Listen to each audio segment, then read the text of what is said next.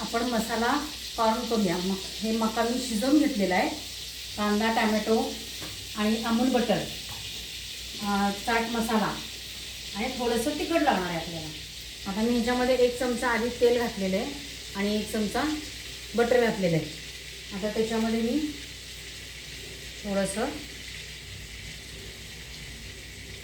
Melt झालं आहे पूर्ण ते। आता त्याच्यामध्ये मी कांदा घालून घेणार आहे।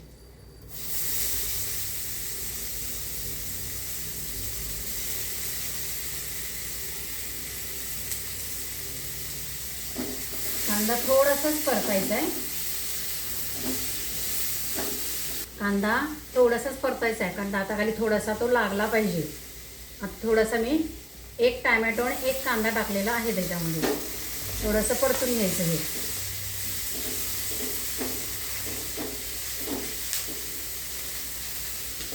शिजवलेले कॉर्न आहेत, मका आपला शिजवलेला आहे हा।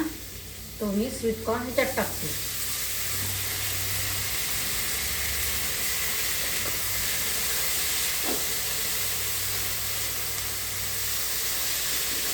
ह्याला मात्र चांगलं परतून घ्यायचं आहे भरपूर। चांगले परतून घेतलेले आहेत मी। जरा जास्त वेळ मका परतायचा असतो, म्हणजे त्याच्यामध्ये संपूर्ण सगळ्याचा रस उतरतो। आता मी त्याच्यामध्ये चाट मसाला घालून घेणार आहे।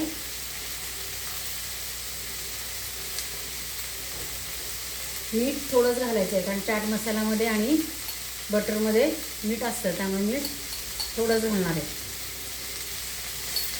आणि थोडंसं तिखट, तुम्हाला ज्या पद्धतीने हवं आहे त्या पद्धतीने तिखट त्यात घाला। आणि थोडंसं मसाला।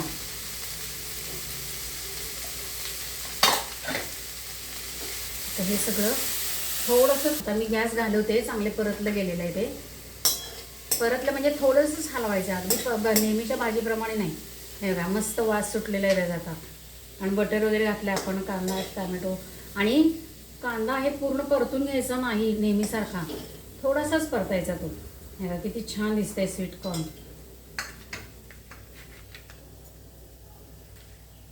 मसाला स्वीट कॉर्न।